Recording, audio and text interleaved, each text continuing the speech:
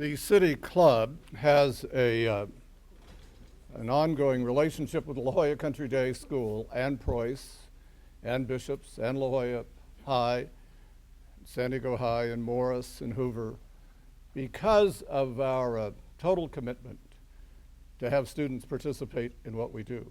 There's a whole generation of Americans growing up that are not involved in civic affairs. We believe in the Athenian ideal that every citizen has a responsibility to be engaged in the life of their country. Peter Finley Dunn famously said that politics ain't beanbag. No, it's not. The problem is there are a great many people in America who don't really understand that. They may think politics is beanbag. I say that because in the past 4 presidential elections, 2002, 4, 8, and 12. Here's a statistic you probably have never ever heard, but it's verified by the United States Census Bureau. 459 million Americans of eligible voting age did not vote. And many of those are people who just don't like government, but they want everything government provides them. Isn't that interesting? So we're delighted to be here, honored to be here. I happen to be a member at First Methodist Church, United Methodist Church, and we have a long-standing relationship with this congregation in this temple, and we're very proud of that. So we're delighted to be here in terms of the City Club and the partnership that we have. Grateful to Jim Lewis, the president of your congregation, who is one of the great supporters of the City Club. And as Jim Lewis said, the panel, this is an all-star panel. Do you get that? It's an all-star panel. So the way we're going to... We're just beanbags here. Right, they're beanbags. The way we're going to do this is pretty simple and straightforward. I'm just basically going to take the ballot and go through it, asking each of them to comment. Sometimes they'll be very brief, sometimes they'll want to expand. They can do whatever they want. We have nothing better to do. The Charger game isn't until 1:05, so relax, everything is good. And to begin with, we have a race for governor of sorts. So, Mr. Perry, come and tell us about the race for governor.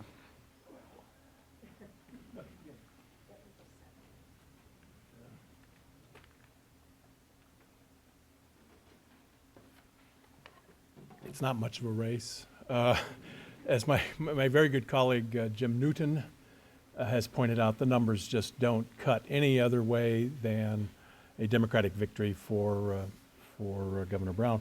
That Kashkari, who's a wonderful man, I met him downtown here, and he's thoughtful and intelligent, and maybe he has some ideas that would work, but this is California. And as Jim has pointed out, on election day, people who've worked the numbers said that the electorate, the people actually go to the polls, there will be 45% Democrat, 32% Republican. That just doesn't cut any other way than a sweeping Democratic victory for all those state constitutional offices.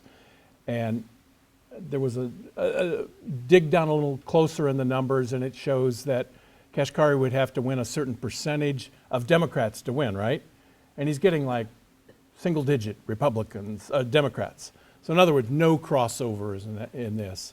We are quickly becoming a state of one party, and the state that gave us, as Jim Newton pointed out, Earl Warren and Richard Nixon and Ronald Reagan is not that state, or Claire Bergener, if we were talking about local, or Bob Wilson, if we want to talk real local, is no more. That state just doesn't occur anymore. So it'll be Brown for his 4th term, non-consecutive, as we know, and away we go. That's the state we live in. Talk about the lieutenant governor's race, and we'll do the same. Well, I believe the numbers would suggest same thing there. Democratic victory for our former mayor out of San Francisco, and our San Diego candidate, Ron Nehring, Republican. it's just not going to work for him. He has done yeoman work. I get all of his tweets, the modern way to communicate, and he's up and down the state. Wherever 3 Republicans congregate on a street corner, he's there. And again, he's lending his voice to the debate. Again, the numbers just don't cut in his favor. And I think it says something good about the system and good about Ron that he just wants to get out there and get his issues out and stir up a debate. He can't get a debate with the lieutenant governor. He won't debate him, but he is. Again, not going to cut in his favor according to the numbers. And again, I defer to my good colleague, Jim Newton, who's run the numbers. And also, by the way, was the semi-author of the recent Leon Panetta's memoir. So Jim knows what he's talking about. So it's on a statewide level, it's a Democratic state, not going to change certainly in this cycle. And the question is, will the Republican Party survive? Will it have to survive from the top down with a Earl Warren, Ronald Reagan character arriving to pull the party up? Or will it survive from the bottom up with good grassroots folks? I don't know. But not much of a race virtually for any of those statewide constitutional offices according to the numbers themselves. Great, thank you. Hello, Ms. Fink. Come and tell us, share us your views. Well, I think Tony covered pretty well the chances and the odds. So I wanted to talk a little bit about what you can look at in these statewide elected offices, and Tony began to refer to it a little bit.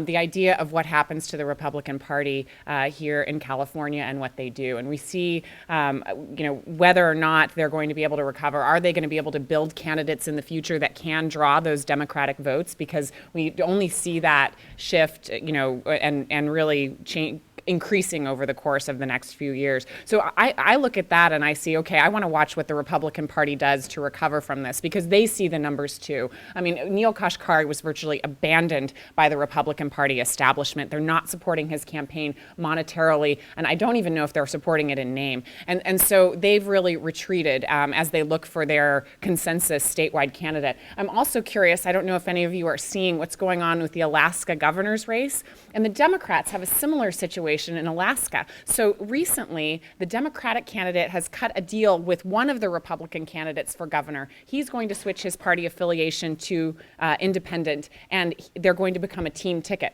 where the Democratic candidate will then be subordinate and will run for lieutenant governor. Now, this is not because they're similar in ideology. I believe social issues distinguish them prominently in Alaska, but out of strategy or sort of, perhaps figuring something out that might work, they've decided to team up.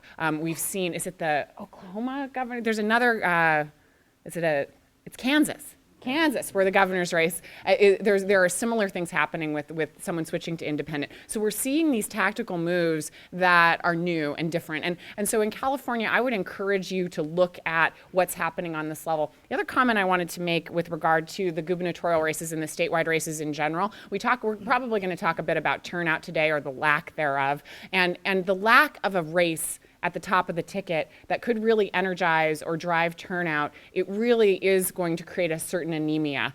Because there are no competitive races to look at, people are not enthused to get out and go to the polls, because they're more likely to hear about a governor's race than some of these propositions that we're talking about that are also important. So thinking about what that lack of competition does to voter turnout and enthusiasm is something I think we all need to take a look at. Thanks. Mr. Cubbison. I endorse those messages that you just heard.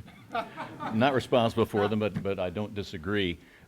Question, how many of you already have cast ballots, mail ballots, or taken one to the registrar of voters? Really? Okay, because usually there's well, no kidding, but how many have a pretty good idea of what you're going to be voting for and what you're going to be voting against? All right, I'm assuming, just looking at you all, there's a great deal of there you go, attention to the issues and candidates. So you probably represent a stratum of the political voter out there that is most interested and engaged. Yes, sir. Question. Two different answers to your question. many of us may have decided on the candidates, particularly the local ones. Right. But the issues are so awkwardly written to try and understand what the propositions say is one of the reasons we're here. Because you get vastly different images from TV, but the propositions are confusing. Repeat what he said. Got you. Yeah, the structure and the authorship and the propositions, they're very hard to grasp. And a rule of thumb that I've always heard, and sometimes I have followed myself as a voter, is if A, you don't understand it, or B, it just seems a little odd, vote no. It'll come back again. There's always money for that. The legislature in this state likes plebiscites, legislation by the people, and a lot of things get thrown at the wall. Most don't stick. A lot do. Proposition 13. There's other measures that people are now looking at 40 years later, going, oh, geez, should we repeal that? Go to split rolls. But at any rate, we love here in California the referendum initiative, recall. They have been used wisely and they've been used foolishly in the past. But that's us. So. Another rule of thumb, and our esteemed consultant here will tell us that usually the fights are about the undecideds in the center. There's usually the blocks of folks that are going to vote a ticket, or at least in terms of ideology, whether it's conservative or progressive, those kinds of things. And we're seeing now a more independent voter that represents at least a quarter, and in a lot of places it's trending more toward 1 out of 3 voters is an independent. The studies show that they tend to be. Republicans who just don't go along with a lot of the social issues that the Republican Party adopts. And Carl DeMaio and Scott Peters were on my program yesterday for a digital recording session. The show just aired this morning, but it'll be online on NBC7. But one thing that Carl is trying to do is to differentiate himself between the rock-ribbed, red meat, red state Republicans and asking them and the Tea Party, please don't legislate, please don't litigate on social issues. People should be left to decide what they want, and that's kind of been a very scary thing for particularly the farthest right part of the party, because they tend to like to legislate and litigate on social issues. It's just in their blood. As for the governor and lieutenant governor's race, yeah, it looks as though Jerry Brown, who many people thought was way ahead of his time back then, Governor Moonbeam, and he's always adopted that because he's proud of it. He said, I was the first one to talk about a state satellite. Now you've got 13,000 pieces of junk up there, and where is California in all this? So, as he would put it in his Zen way, a prophet without honor in his own time and land. But here he is now, matured, pushing 80. Hasn't he done that? And he's still got the marbles. He's still got the gravitas, and that sense of humor, and that austere maverick Jesuit way of approaching things. So he's still Moonbeam. Neil Kashkari doesn't stand a chance. Ron Naring doesn't stand a chance. But Ron is fighting the good fight and coming up with the great rhetoric. I've tried to engage him to come on the show with Ron Naring. It's not going to happen, but Ron did appear, and I interviewed him in a one-on-one setting. It's now very possible, I'm told, that the lieutenant governor will engage him, but it's going to be from afar. He's going to be in Los Angeles Wednesday, and we're going to hook up a satellite talkback, I believe, from KNBC, at which point I can't engage them straight up, so what I'm going to do is slice and dice and put them together, point, counterpoint, and so it'll be a pre-produced thing. So at least he's coming to the fore that way. But Naring has been making headway on that, particularly in the political media in Northern California, with calling Gavin Newsom a no-show office holder, a wine grower who's mailing it in, someone who is afraid to stand on his non-record of achievement. And so I'm assuming the lieutenant governor thinks that those are just beanbags being thrown that need not be tossed back like some kind of grenade. So I'm hoping that will happen for next Sunday's edition, that I'll get them at least in the same segment, if not point counterpoint, rising to a dialectic face-to-face. But Ron is really spoiling for that, and I'd love to see it, but it's not going to happen. If I'm Ron Naring, I'd want to ask Gavin Newsom, what's it like being married to the wife of your former chief of staff? But that probably wouldn't be fair. George, this is going up on YouTube. I don't really care. The lieutenant governor's never returned my calls, and I'm ticked off. So let's look at, we'll do this, the next three. I want to separate out the Attorney General. So we have the Secretary of State, Pete Peterson, against Alex Padilla, who's the incumbent, Controller, Betty Yee, and Ashley Swearinger. Betty Yee is the incumbent. No, she's actually a member of the State Board of Equalization. And then we have Treasurer, which is Greg Conlon, is running for that office against John Chang, who is the Controller. Mr. Perry.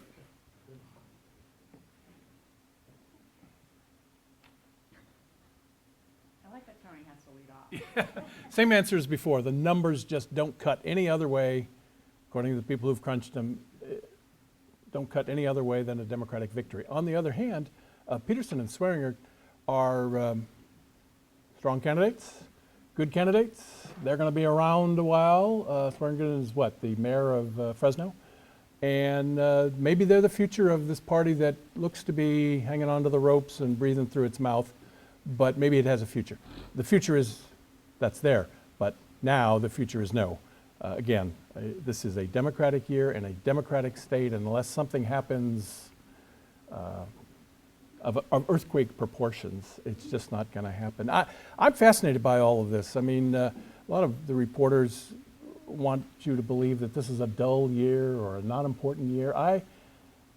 My late grandmother, I think, had it right. She said that on her wedding day, even the homeliest girl is beautiful.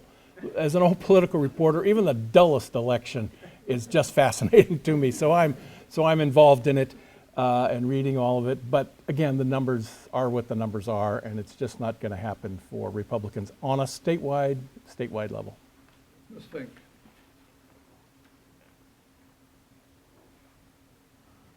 You know, in some ways, it's hard to find things to say about these races because they are so one-sided. But a couple things about some of the, I'll borrow a baseball metaphor as I sit here or stand here with this pantheon of baseball fans. But we're looking at a farm team here. So when I'm fascinated, as Tony is and as Jean is, with the political future of California, I look at who are the Republicans running and why. Why are they running them in this election that they know that they are going to lose? They're preparing for a future, and they're looking to the future if they're being strategic about it. So looking at the personalities in this race, and you look at the people that are angling for these statewide political offices, you can look and see potentially who might be eyeing the governor's seat or eyeing statewide offices in the future and looking to do something there. On the Democratic side, you're also seeing that level of angling. I mean, between, and we're not talking about the AGs, but Kamala Harris, we're talking about Gavin Newsom. I mean, these are people that are future gubernatorial candidates, and that you can look at them in that way. Betty Yee I find fascinating because she was running in her primary and won by a very small number of votes, and really we're doing recounts in various counties, and she went up against the former Speaker of the Assembly, so a political powerhouse. So that's an underdog victory for Betty Yee when she won that primary in June. And so taking a look at her, she's sort of a different style of candidate that I think when you're on the Board of Equalization, nobody knows who you are. But in this instance, she's really raised her profile. So I think she's one to watch in the future. We want to see where she goes. So if you become a diehard fan, like as in baseball, you're not just looking at the teams that win. You're looking at the rebuilding years of the Giants of years past and what teams are going to be dominating in the future. So I would encourage, if you develop a political sensibility like those of us up here, you'll take a look at those races even though you might know who's going to win. Mr. Cubbison, but before you do that, Betty Yee actually came to see me. I just remembered this. 4 or 5 years ago, she thought I was someone she needed to meet. And I told her that day, someday, you will be governor of California. Mr. Cubbison. Yes, sir, George, you are somebody to meet, and it's almost a benediction. And I'm eternally grateful to George for 40 years of his warm friendship, and also the kind favors he has done for me in so often seating me at the table to sup with the luminaries of his world. Not just political types, but just Gloria Steinem, Ben Bradley, George Plimpton, always getting there with my tape recorder, just really lunching with them to do my columns and those weekly meetings that we would have. Like I say, politicians before you really knew or cared who they were. Joe Biden, seems to me he did something. And Walter Mondale, I remember I pushed back against George saying, I don't know who he is, I'm not going to show up. And you did upbraid me and say, Mr. Cubbison, you are not in a position to pick and choose. I am going to make this decision for you. You need to be there. Chris Lydon from the New York Times will be there. And he went through a whole laundry list of people that I realized, yes, I do need to meet whoever he is bringing in. They are substantial and they are consequential. So, yes, sir, George. That's the last time I ever refused a request to be here at one of these august gatherings, and they're always great. The one thing I would circle, those once again are good analyses, emotions that I would second from my two colleagues here. I'm going to circle this race involving incumbent Tom Torlakson, State School Superintendent, and Marshall Tuck. Really drill down on that. Now, just putting aside that UT San Diego has endorsed Marshall Tuck, he was on Politically Speaking, I'm going to say a few months ago in the primary, and I really perked up my ears and listened because he has a lot of interesting things to say, and you can tell how scary they may be to the entrenched establishment when a lot of money is thrown against them in attack ads. I mean, if he was somebody to ignore, you wouldn't see the kind of vitriol that's being unleashed against Marshall Tuck. I'm not saying that none of it's true or that he's got perfect explanations or answers to it, but he's also fighting back, and that's a name to keep your eye on in the back of your mind. Check it out, look at it, but Marshall Tuck kind of impressed me as somebody who is going to be reckoned with one way or another. Yeah, it does appear that this is a blue state and that Republicans, such as they have represented themselves, are an endangered species to the extent that they can move more toward the middle, appeal to that independence, and perhaps relax their intense focus on the social issues that they like to legislate and litigate. There's always a comeback. There are so many second acts in American politics. Was it Fitzgerald, the second? Yeah, he's been wrong about that too. People like to see things ebb and flow, knock off a pedestal, climb back up, that sort of thing. So for those who are thinking that the Democrats for now and ever will ride high in this state, watch out, you could get gobsmacked. Talk to us about Attorney General, then we'll go to August Fink and Mr. Perry. Well, I'm going to plead relative ignorance on that. I have not drilled down far enough to really give you the nuances in that. But once again, the idea of that this is going to be a blue state, that's probably where it's going to go. The issues of Attorney General have been very, very interesting. So many Attorney Generals wind up running for governor. Jerry Brown, but also back in the day, Evel Younger. It is a stepping stone in so many respects.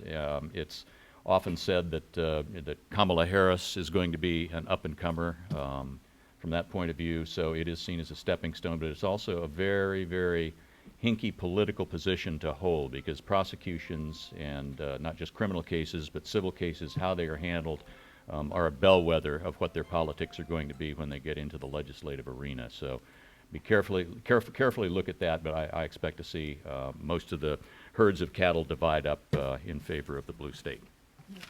Mr. Perry and Ms. Fink, if you'll talk about the AG's race and whether the issue of the Attorney General failing to file timely reports even matters.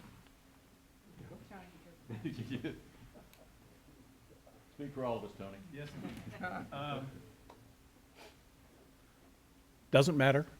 It has no resonance with the populace.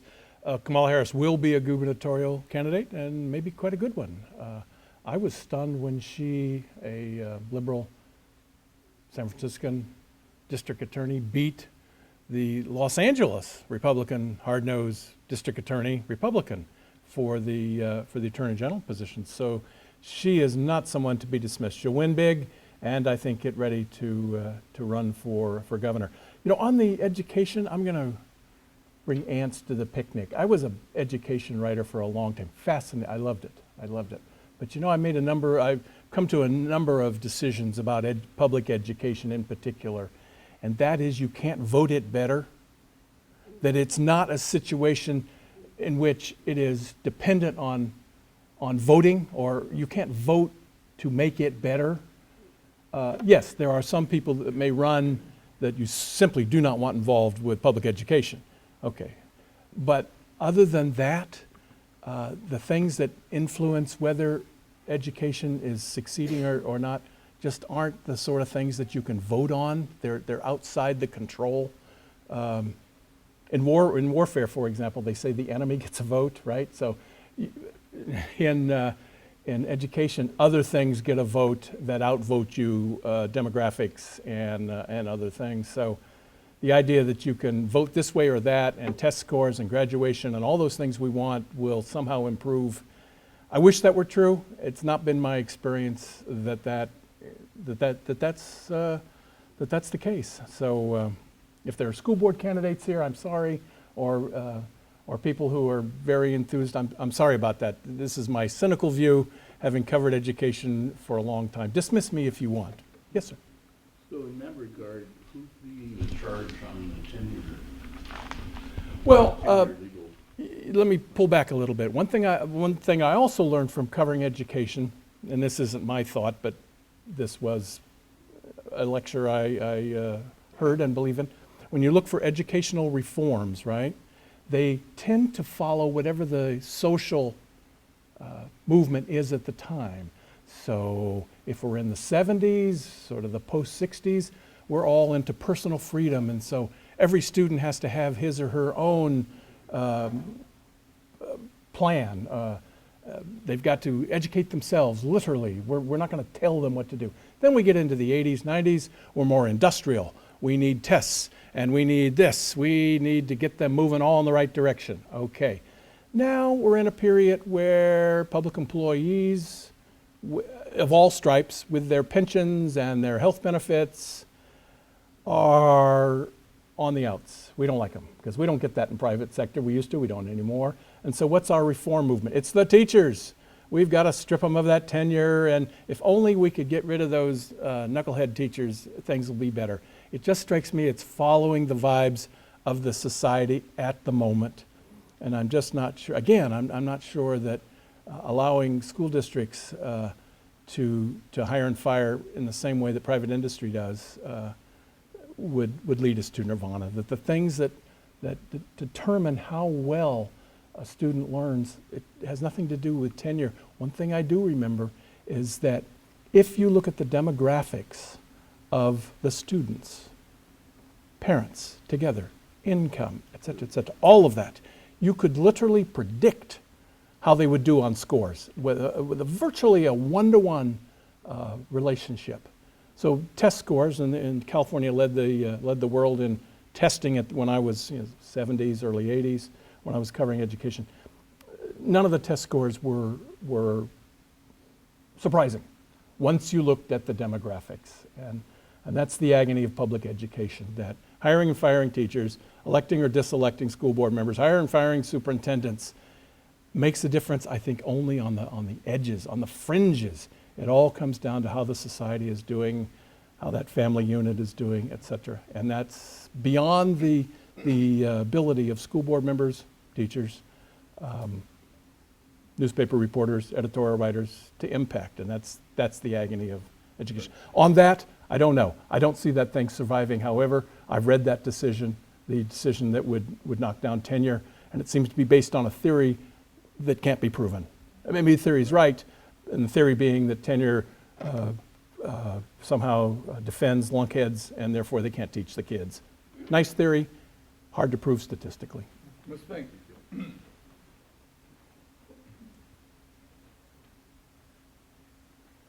It's extremely hard to follow that act. I will tell you personally that the reason I got into politics was education policy, and I'm extremely passionate about those issues, and I think Tony has made an incredibly articulate case for what matters. But I just have a sidebar to that while we're talking policy for a little bit, and that is that leadership really matters. I mean, when you look at the school districts where, and it is true that poverty and socioeconomic status and factors such as race, these all play into the outcomes, and we have these expectations of education, and rightly so, that they're going to help folks climb the ladder and achieve upward mobility and really achieve the American dream. I mean, that's a lot to place on an institution, and I think it's good that we do, but I think that we also have to really look at the other factors outside of that are also playing in that education, isn't necessarily able to solve in its entirety. But in my studies of looking at what works, when you have leadership and it's school boards getting along with superintendents and really doing long year slogs. I mean, so I'll take 2 school districts.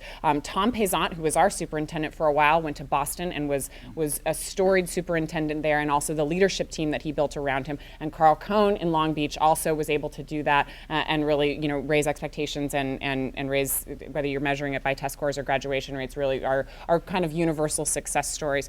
So in my opinion, I think leadership really matters, and we need to look at that. And because it's too simple to look at these races and it's tenure, not tenure, and charter schools, no charter schools, and it gets boiled down to these things that when really there's so much more at stake than these really narrow issues. So. But anyway, we get our fire going about the issues that we care about. So in that race, I think that we're looking at the institutions being challenged. I think the folks that want to see, that are part of the latest reform movement, which of course is looking at teachers and putting teachers in the spotlight, perhaps more than any of the others, that Marshall Tuck represents that, and part of that is the charter school movement. And then Torlakson does sort of, and he probably would disagree with this, sort of represents a more measured approach without as much of a focus on those issues. And then Kamala Harris. So now that we've had the heavy discussion on education, a couple things about Ms. Harris that I really admire. The first is I love the slogan that she ran on when she was district attorney running, and she said that and I think she continued it when she first ran for AG, and it was a little more competitive. And it's smart on crime, which. And we're gonna talk about crime a little bit more in future propositions, but I feel like that brand, as someone who works in communications, is just so powerful because it frames the issue without creating this you're just a left winger that doesn't want to put people in jail, or a right winger that only wants to put people in jail, and really talks about is able to encapsulate the approach that you need to have when looking at some of the issues around incarceration, at some of the issues around prosecutorial discretion. So brilliant sort of rhetoric there. And I think you've also, when you watch her career, again, looking from a farm team perspective, she has allied herself on a number of issues with Eric Holder. She's very much made herself a national figure. When she began her administration, she was talking about the adjudication of some of the reimbursements for homeowners that got caught in the financial bubble. I mean, she has really been kind of a lioness on some of these issues. And politically, as a political consultant, I really admire that, because tactically, she's doing some really phenomenal things and using her platform quite effectively for whatever she wants to do next. So she's one to watch from a tactical perspective as well as a policy perspective. Well done. Tony introduced ants to the picnic. I'd have to say, after hearing what they delivered, that I'm just a freeloader at the picnic. I will add this, that, and I think I've said it before, and I'm not sure it's this audience, George, but what we have seen, another integral thing with education, not just the demographics, the home life, because essentially kids start learning from their parents first, good, bad, or indifferent. But it is money, and you can't just throw it there. It's smart on education as well. And here's the deal. I don't think that it can be challenged that when you starve education of funding, you feed the need for incarceration. And in the past 30, 35 years, California's built 23 prisons and 1 university and 1 state college campus. What does that tell you? Lock them up. Don't give them something to learn. And it's a vicious cycle. So money has got to be somehow force-fed, and we're short of it, and it's sad that society is willing to pay so much to its damn entertainers and all the things they produce, whether they're athletes or artists or things like that, and we don't want to starve them. If educators were paid like entertainers, things might be just a little different, and you would have that quality without having to worry about tenure and things like that. But that's just my soapbox. I think that's been swept under the rug for so long, and it's somebody's fault, but I suppose it's all of our faults. We're tight with those purse strings, and if we invested a little smarter on education, we wouldn't be so dumb in so many ways and so vexed by crime and punishment and all those other things that we have to worry about. But sorry. We average for every California public school student about $5,000 a year. We average for every prisoner $56,000 a year. To go to Mr. Cubbison's point. We're going to come to a Q&A later. We need to finish up on the panel. We will now come to the congressional race that's attracted national attention. Can you imagine little old San Diego?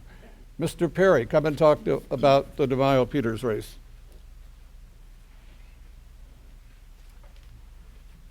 '52nd Congressional District from Coronado to Poway, northern swath of San Diego, divided just about a third. One-term incumbent, Scott Peters, Democrat, and Carl DeMaio, the Republican, and he wants that seat. Carl is, as the UT said, one of a kind. He's tough, he's aggressive, and I believe polls will show in the next couple of days he's got at least a narrow lead.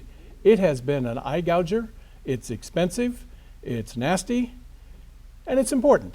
I read this morning a lady being quoted as saying, I don't know, I'm going back and forth. I just don't know how you do that, because these men, both serious men, have wholly different backgrounds, wholly different viewpoints, wholly different histories, for example, on the San Diego City Council. I don't know how you go back and forth unless you've just arrived from somewhere else and you just don't know.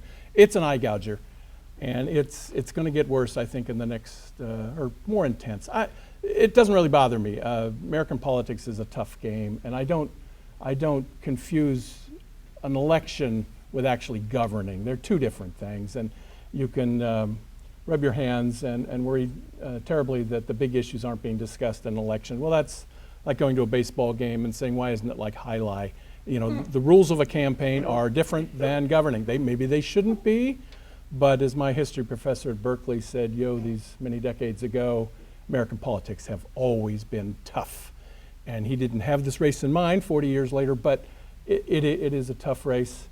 And Gene's program showed that with one candidate springing something on the other. I had a piece in this morning where the two of them went toe-to-toe and were gouging each other. Scott Peters, a liberal, Sierra Club, Planned Parenthood, U.S. Chamber of Commerce, okay. Cautious, understated, okay. Carl, none of those things.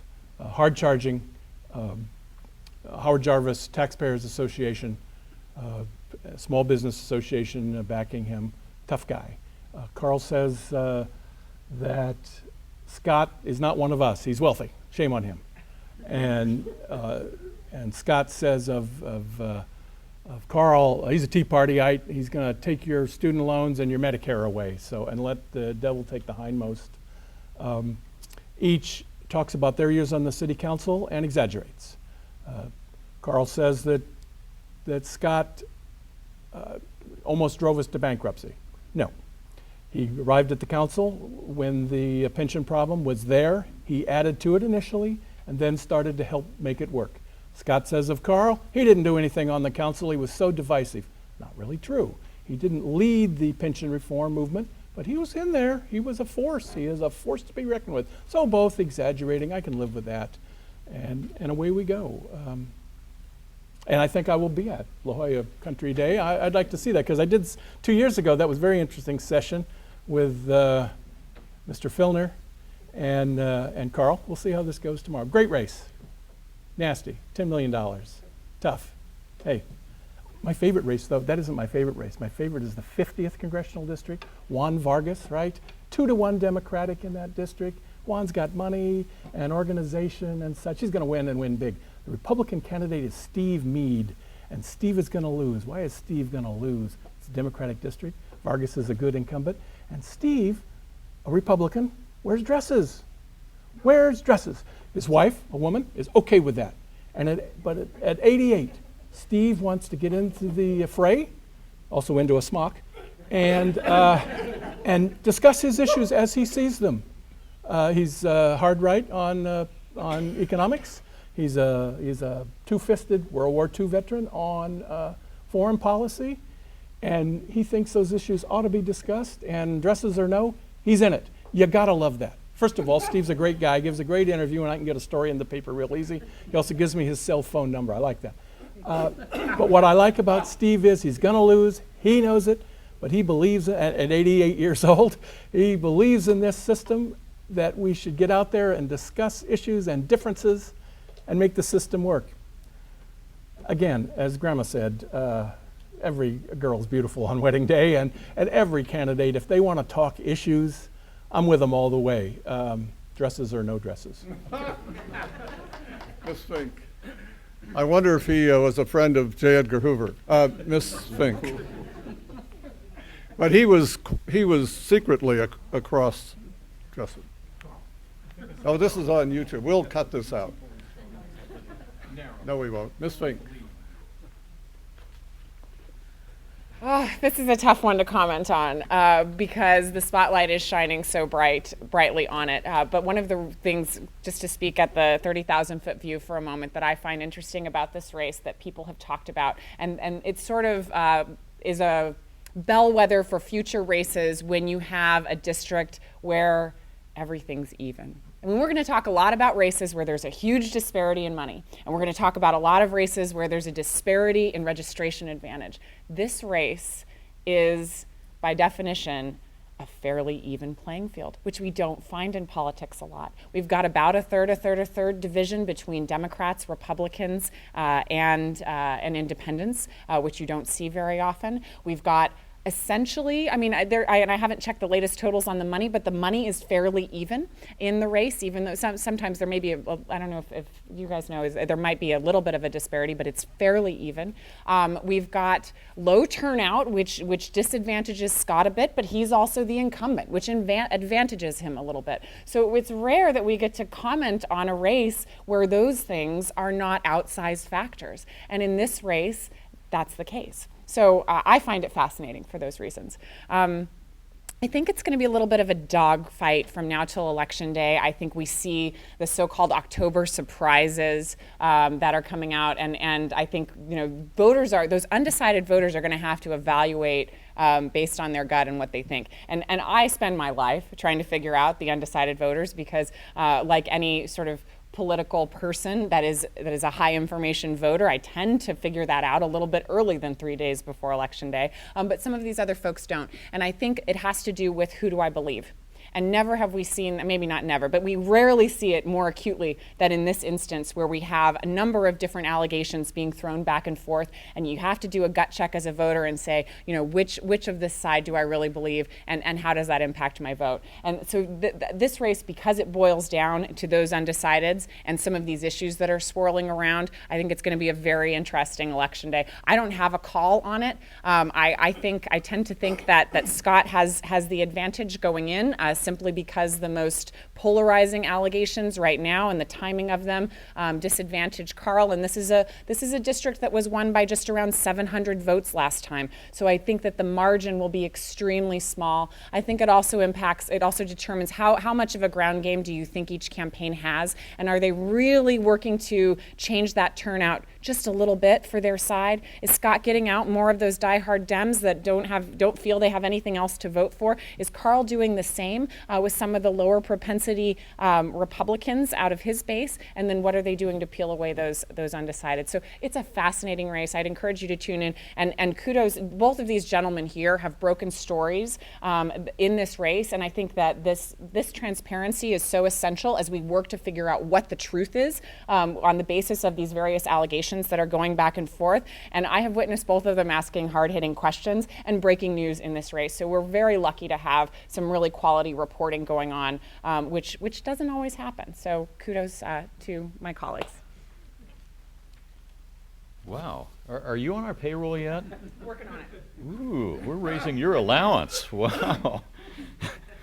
Very nice. I would echo what Laura was saying about if you are undecided in the 50-second race, hold your fire for a while. Maybe even let it go way up, because there's a lot of moving parts right now. These accusations and allegations, a lot of times they don't get shaken out until the investigatory authorities finally weigh in after the election, because they didn't want to do something that would push the election one way or the other, and then the voters go, well, gee, if we'd known that.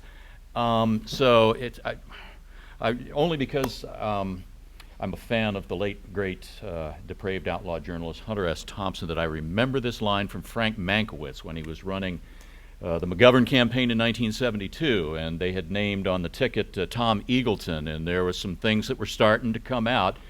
Good thing Election Day wasn't right then, but Mankiewicz said to, I believe it was Thompson himself, do not draw any conclusions from anything you may see or hear in the next 48 hours. Because things did reveal themselves, and the political world went, whoa. So maybe if you're undecided, I mean, if you know who you're going to vote for, and it doesn't matter all this stuff that's going back and forth, fine, send in the ballots, go to the registrars, whatever. But you might just want to keep, if you're undecided, that open mind as long as you think you can hold out, because things may begin to reveal themselves with some specificity and some degree of confirmation, etc. There's just a lot of stuff going on, and I don't know. It may not have the definitive push one way or the other, but it's always something with that race. It's like a popcorn popper, and it's just going to get a lot more furious in these last 3 weeks. Yeah. Always remember what Senator McGovern said about Mr. Eagleton. I support him 1,000%. And then Sergeant Shriver became his replacement for vice president. I actually had something to do with that. It took Sergeant a very long time to thank me, but he ultimately did, and I was grateful. We have races for the Supreme Court, but they're not really races. They're just, we're being asked to confirm them to the Supreme Court. I'm not even sure why we do this. I think it's a really bad idea, voting on justices of the Supreme Court or the appeals court. Maybe it's okay at the Superior Court, although you wind up with candidates that you probably wouldn't want to socialize with, but that happens. So unless there's a compelling reason for any one of our all-star panelists to talk about Supreme Court, Appeals Court, Superior Court, they're okay not saying anything. But there is a responsibility on your part to do some study.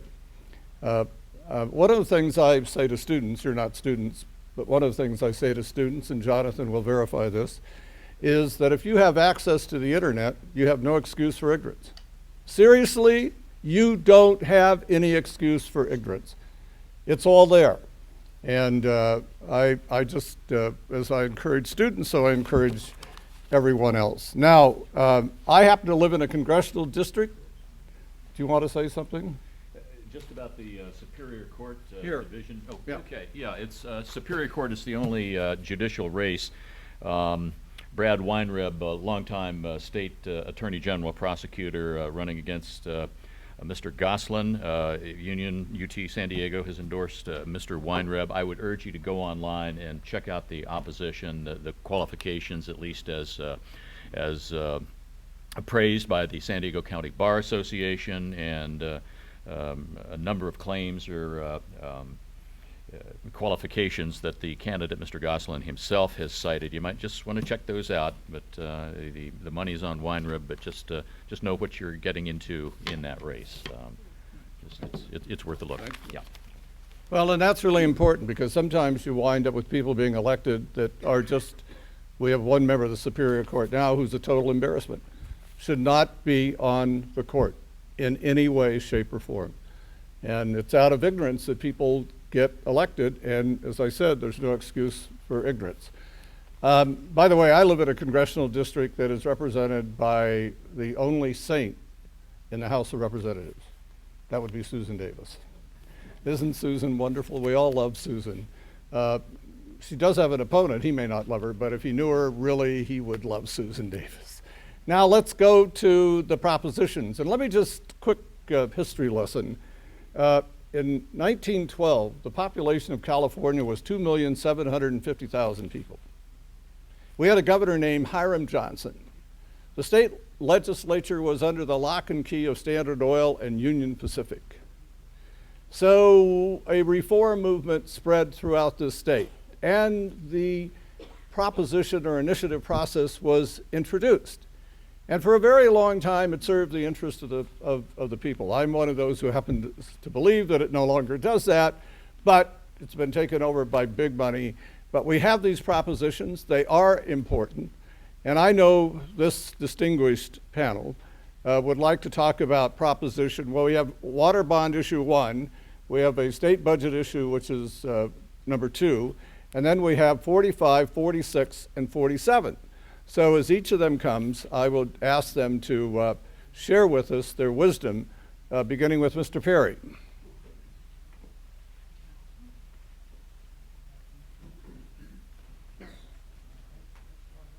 Indeed. Water bond melted down or watered down, so to speak, to avoid an a south versus north, north versus south. No money in there for the peripheral canal, which would loop around the delta. That's still the 800-pound gorilla in our water issues, but they avoided it in this. So again, take a look at it, but I don't think you can go too far wrong.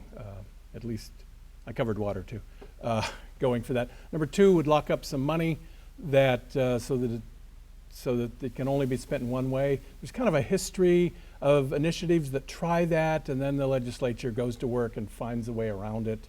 So you pay your money and you take your chances.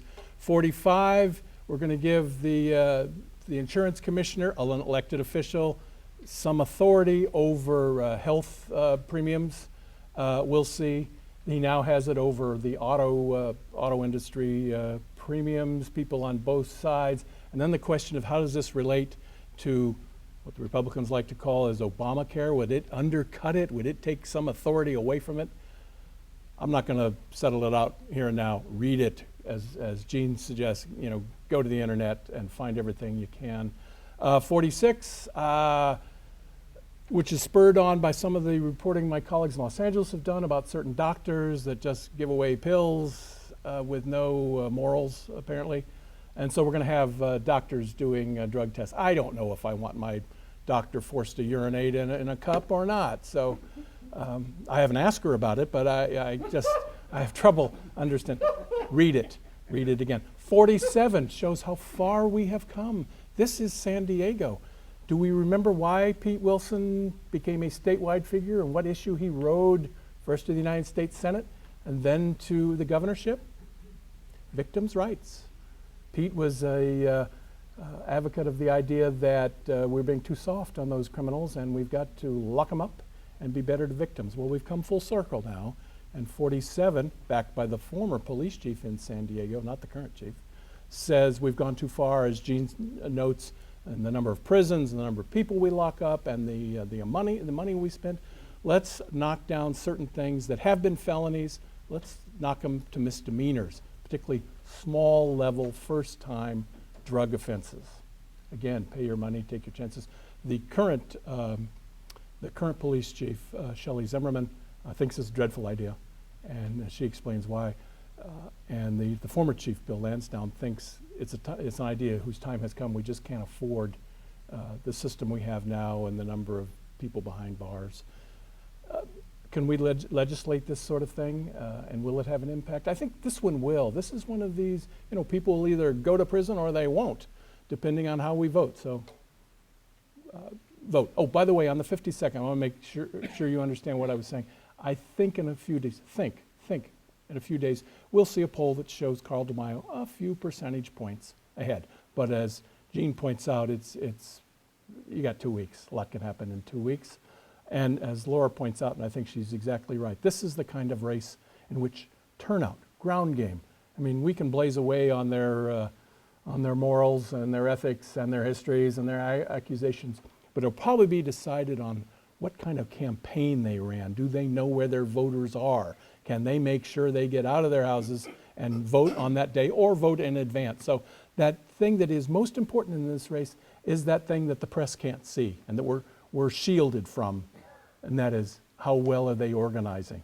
They'll give you some song and dance about it, but in truth you don't really know. So while we discuss the race in certain terms, it'll be decided, I think, particularly in the 52nd, in a metric that we have no way of knowing ahead of time. Ms. Fink.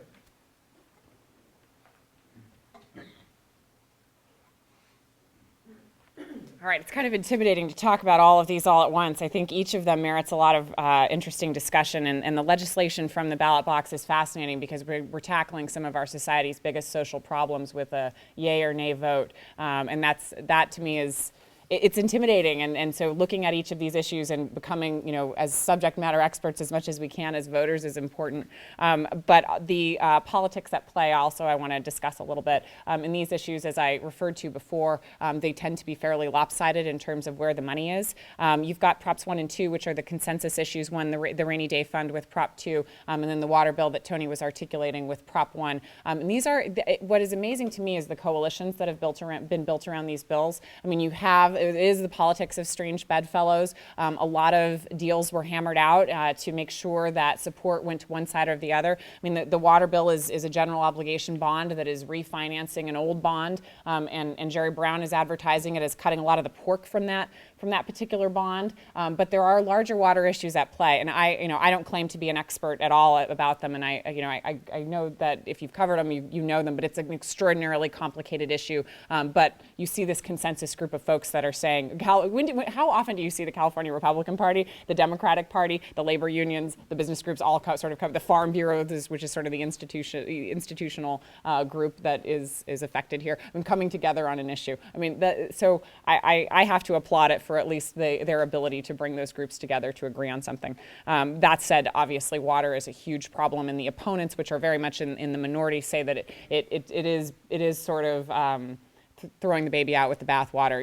You're not really looking at the real problems, is what the critics of this particular consensus bill will say, that ultimately you've made compromises that are not to the benefit of California's future, and that ultimately you're not tackling the core issues that are surrounding water. So that is the criticism of those of that particular bill. The ones I'd like to talk about most specifically, Prop 45, which is the moving the power to regulate insurance over to the insurance commissioner, really giving the insurance commissioner more power. It was sponsored by a group called Consumer Watchdog, and Consumer Watchdog, their biggest success, of course, was Prop 103, which has regulated auto insurance rates in California for, God, is it 10, 20 years now? Long time. And ever since then, I don't know if you've seen this, but Mercury Insurance specifically and a number of other insurance companies have tried. So you see those sort of Frankenstein propositions that come out and over again. So they have a Frankenstein proposition that they bring out to counter some of this regulation, and that, if you have a gap in your coverage, we can raise your rates, like loopholes that they want to create around this law. And it's because the law has been so tremendously effective at keeping insurance rates down. So they essentially want to take that power and give it to the insurance company, to the insurance commissioner.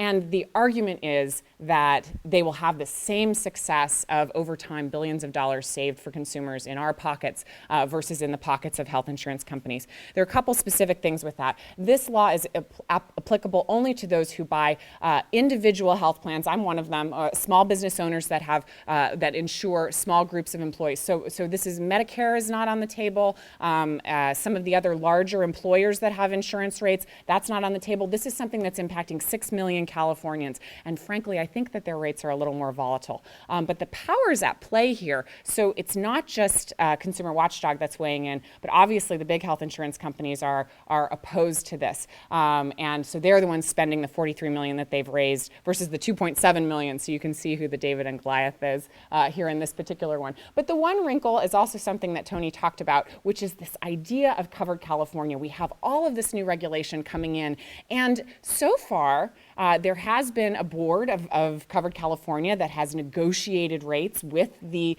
insurers, And they've officially stayed neutral, but behind the scenes, individual members of the board have come out against this proposition.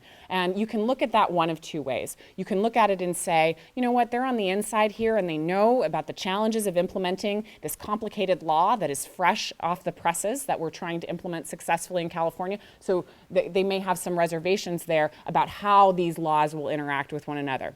The opposite side of that is that they say, well, these folks have a lot of power right now, and they'd lose a lot of that power if you transferred it over to the insurance commissioner. The other argument to be made against it is, do you really want all that power in the hands of one person?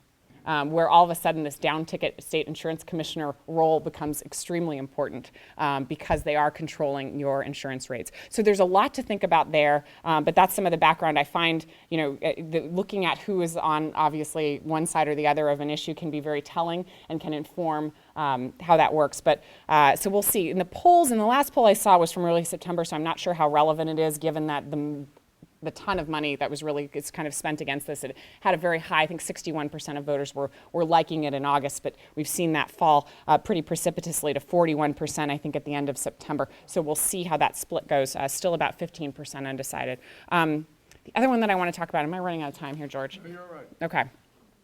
Is Proposition 47, because that also is fascinating because of the way that it talks about shifting these misdemeanors to felonies, addressing 10,000 previously convicted folks and having them have an opportunity to have their felonies reduced to misdemeanors. A couple of impacts, and I've talked to a few people. I happen to know a lot of lawyers, which means I'll never be in a jury pool, and I get really interesting opinions on each side of this issue. So my cousin is a public defender. I was talking to her about this last night, and she's in favor of it. And her opinion, she looks at it, and a lot of the clients that she sees are mentally ill. And so when they come through with these felonies, we see, and she gave me the stat, and I'm going to grab it from my phone here. Similar to the 23 prisons versus one university, there's a state, we used to have state, mental health investment with state institutions. So 9 state hospitals and 37 prisons. And in fact, that used to be inverted. So we used to have our mental health care, we've shifted it over to the prisons as well. And so this proposition is an attempt to address that. Some interesting things in terms of the supporters of this, and then I'll talk about, because I think that Chief Zimmerman makes some interesting points, Dianne Feinstein is opposed to it. But those in favor of it, and see if you'll ever see these guys on the same side of anything again. We've got Jay-Z, Gavin Newsom, and Newt Gingrich, all agreeing on this issue. So that's fascinating. And I read Newt Gingrich's piece, and he has looked at South Carolina and Texas that have enacted similar policies, and he argues that they've seen it work.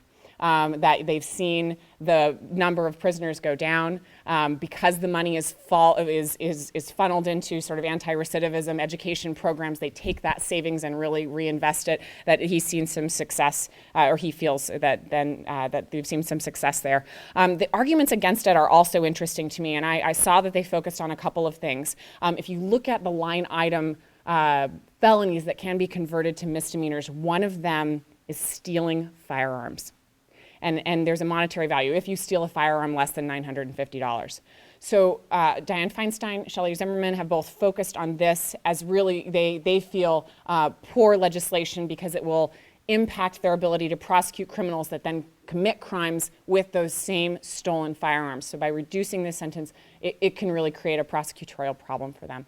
As Shelley Zimmerman also talks about small level drug possession, which she says on its face, she understands that, but that ultimately when they're prosecuting sexual assault cases and some of the violent crimes that don't have to do with the actual that what you would think of with drug possession, that drug possession, by not being able to prosecute severely the possession of date rape drugs, it inhibits their ability to prosecute sexual assault. So you can look at, there are some sort of weeds to look at as you evaluate this. The other thing is that Dianne Feinstein talks about the standard, the legal standard by which they would determine if someone was too violent or too dangerous to be released to the public, that she feels that the legal standard is too low. That in fact, the legal language implicit in this bill would allow too many folks, too much latitude to let out folks onto the streets that she feels are unsafe. So again, fascinating issue, and people on both sides of it. And I believe that in the polls, this particular one is leading with the coalition that they've built. But like I said, some of the polling that I've seen is a little bit stale, so that could have changed over the course of the last few weeks. Thank you very well. Mr. Cubbison, close it out. Right. Boy, that was exhaustive. My head is spinning, but we're going to, what I'd like to do here, and we'll close out fairly quickly, is give you some market signals coming from, let's say, left and right. In the conservative camp, UT San Diego, their endorsements, and I compare and contrast them with those of San Diego City Beat, a publication which is from the progressive side of the ledger. And on the water bond issue, the UT has, or UT San Diego has endorsed it, but City Beat says no. Basically, it'll spend too much money on projects that won't do enough to solve the real problems. They agree on the Rainy Day Fund, Proposition 2. As for Proposition 45, UT San Diego, no. Yes from City Beat. Now, 46, this is the one where you've got nobody wants to be on the operating table with a doctor who's high on or addicted to Demerol, but just know that the carrot behind all this is the idea that there's going to be more money for trial lawyers. They're raising the cap on what damages can be gotten. And so from this point of view, City Beat is saying, let's vote no on that because we need to separate those issues out. The trial lawyers want that money, and they want to raise that cap. Let's have that, but this should not be married to something that also has to do with testing doctors. And maybe you should ask your physician how she feels about that. Don't be shy, Tony. You ask questions for a living. Moving to Proposition 47, that at UT San Diego says no. However, City Beat says yes. And there's one that's kind of a dark horse here. It is two small tribes in northern, or actually central California over on the eastern side, which have some gaming compacts with the state. There's a rival tribe that doesn't like those, and that is at stake there as to whether or not they're going to be able to have these off-site lands. People are worried, oh my gosh, we're going to now start seeing Indian casinos down in the Gaslamp Quarter in East Village, which, who knows, economic engines or not. You all decide that.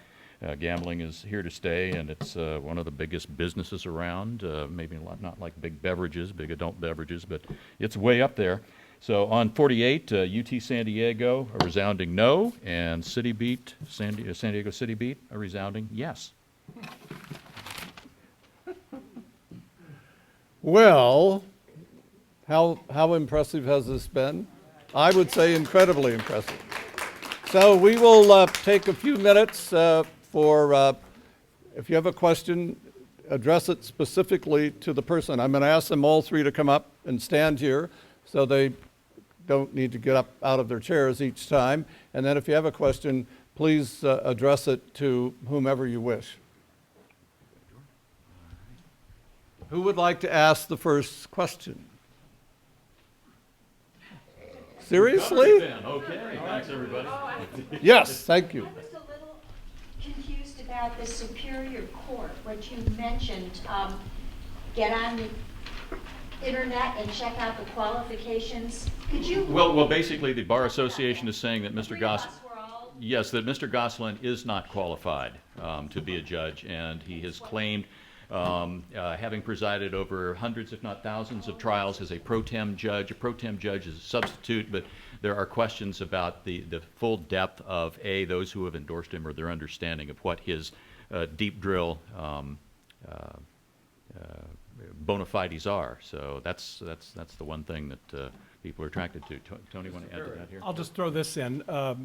There were different folks because it happened a long time ago, but this very same bar association once found Richard Huffman unqualified or lesser qualified to be a judge. He then romanced them a bit, got their recommendation, went to the Superior Court, went to the Appeals Court. So I'm not sure the Bar Association, drill down, do your own study, but I'm not sure their viewpoints are such that we need to just write them down and take them to the bank, if you know what I mean. They're individuals with viewpoints and such and such. Someone else? Yes, ma'am. So on the proposition that Shelley Zimmerman is opposing, it's 47.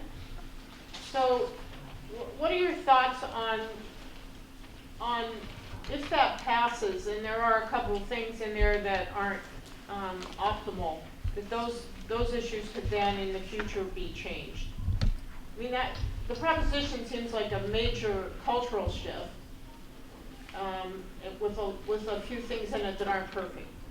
Well, correct. When something enters the law by way of the people, it's going to take a vote of the people to roll that back. What they found in the state of Texas is an actual year-to-year or demonstrable drop in the crime rate. But the fear is that there are just too many unintended consequences or unforeseen collateral damage that will occur here. But it would seem to me that this isn't something that the legislature could just override with the governor's signature.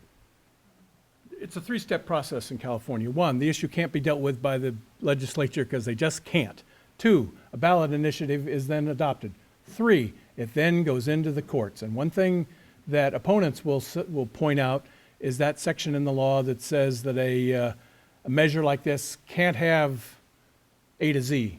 It all has to be around one sort of thing. So away we go. A legislature that can't get its act together, citizens and well-financed groups that do get their act together, and then the lawyers. So we're in Act 2 of this so far. So those things you point out may very well, should this measure be adopted, the things that you point out may very well find their way into a lawsuit by folks trying to block the implementation. Anyone else? Yes, ma'am. Okay, so the tenure question is not listed just by itself. Is it within the state superintendent race that you're discussing it? Because I don't know where I would vote on that. That's correct. So the state superintendent encompasses, they have oversight over our state education policy, pursuing various things. And so the teacher tenure is one of the issues that has been raised in this race. And it's one of the issues upon which the two candidates disagree. And did you say, because I was trying real hard to hear you, but I mean both of you, all of you, and I'm not sure I got it. Who's for which side? Do you know? Well, Marshall Tuck, I believe, wants to reform teacher tenure. Tom Torlakson, my guess would be that he would be less supportive of that, but I don't know that for sure, actually.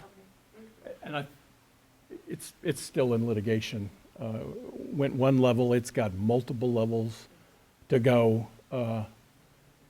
And even at that, I'm not sure that then how does that deal with individual contracts signed by individual school districts? A lot of litigation, although it is kind of a way to distinguish between folks, I think, if you care to. I mean, those folks that think that that's really the way, we've got to have greater flexibility over those employees called teachers, or the other folks that say, no, we don't, and then you can see from there. There are folks that say this narrative that we're captive to, that it's the teacher's fault, is overblown. There are others that say they're the most protected, least responsive employees in the whole economy. So there you go. I just have one thing to add, this is one of those issues that's not particularly simple where you can just look at, because Tom Torlakson's supported by the teachers unions, but the reason I say I don't know his position is you can have a number of positions on teacher tenure. You can want to eliminate it entirely, you can want to reform it and change it, and how do you want to change it? So it is an issue that is really nuanced and will require a little bit of digging into the statements of the individuals to see where they land on that. There's a lot of different ways to look at it. Danelle.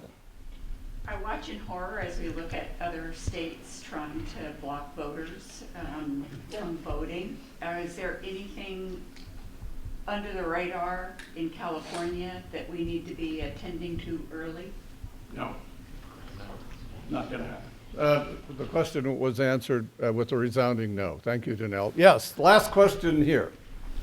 Okay, so I was really interested, Tony, when you were talking about Torlakson and that office particularly doesn't have a huge influence necessarily on educational success or failure. But that office, first of all, is an independent office from the governor as opposed to the Department of Social Services. And there's a lot of welfare and subsidized childcare that falls under that office that is extremely important in terms of young children having quality childcare while their parents were on welfare or on work. So it's not, that Department of Education has really taken on some things that aren't strictly education. Yeah, I didn't mean to dismiss the office. It's very important, has a lot of money, can set a tone with preschool education, that kind of thing. But I do think at the bottom, it's when the rubber meets the road is your local school board, and as Laura points out, do we have leadership? A good superintendent? I think school board only has one job, I think. Hire the superintendent, a good one, get out of his way, his or her way. At some point, fire him or fire her, move on. But don't try to micromanage from your kitchen or your law office as a member of the board. Education is, all politics is local, all education is real local. Well, look, I think this has been a very, very useful time. I started in politics with Pat Brown, the greatest governor in the history of this state, maybe of any state. And so it's been a long run for me. But this today was, I thought, really important. It was hugely informative. I think I'm reasonably well informed. I learned a lot, but I expected to learn a lot because when you have Tony Perry, Gene Cubbison, and Laura Fink, you just can't do any better than that. So let's express our appreciation.